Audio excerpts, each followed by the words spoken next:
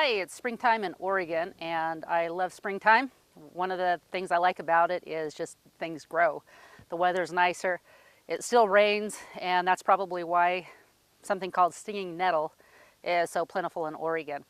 I'm going to talk to you a little bit about it, why I like it. I just had a cup of stinging nettle tea, and I drink it all the time. It's delicious. It's something that I created myself, and it's easy for you to make if you want to make some, but you do need the stinging nettle. But I drink it all the time. Besides that, it's good. It's a great anti-inflammatory. So, with gluten intolerance and just all kinds of issues that come up with inflammation in the body, your muscles get sore, and most of you know the ordeal with that. So I use stinging nettle as an anti-inflammatory, and I just enjoy tea. I don't even really think about it. I just know that when I drink it, I start feeling a little more relaxed, a little more better. So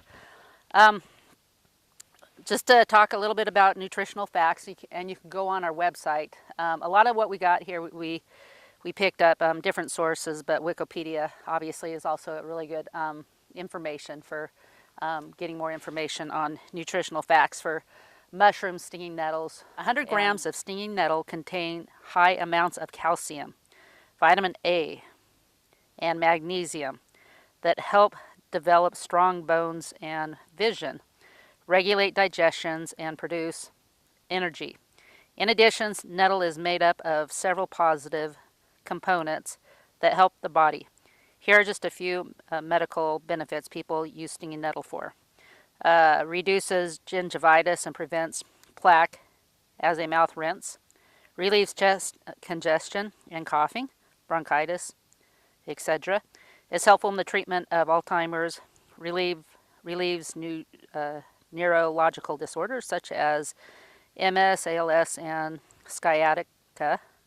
Remedies from the plant roots prevent nighttime urination in children, destroys intestinal worms and parasites, supports the endocrine system, including thyroid, spleen, and pancreas. So anyway, so those are what some people use it for. Like I said, I use it just basically as an anti-inflammatory, and there's probably a lot of uses I get out of it that I don't even know I'm getting out of it. This year I'm going to pick a lot, because last year I picked some, and I didn't pick enough, and so I ran out of the tea right away. So here is a stinging nettle patch. And one of the things I didn't do was I didn't bring my gloves. So what I'm going to do, that's the name stinging nettle. If you don't know it, it stings. You don't want to go in there, and start picking in a big patch, with shorts on and that. But just to show you, I'm going to show you how I deal with this problem. So for one thing, I'll just get this one here.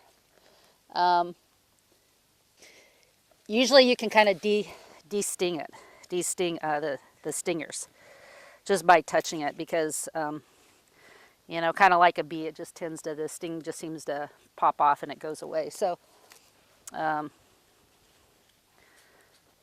do a little bit of that. Again, if you're picking a bunch, you want gloves, and even if you're picking one, it doesn't hurt to have gloves. Another thing is when I do get stung, just FYI, if you're out doing this, what you do is you take the inside of the juice here, and then you just put it on the place you got stung. So as I'm doing this, I haven't even gotten stung. So if you just want to go out and pick a few leaves, bring it in home, you can do that if you can't find a pair of gloves. You're going to go and make some stinging nettle, and especially some tea. You want to let it dry. What I do is I just simply put it in a gallon-sized bag. Oop, now I got stung a little bit. Anyway, just let it dry, and you get a bunch. It's a good idea to have a bunch. That way you can make a lot of tea.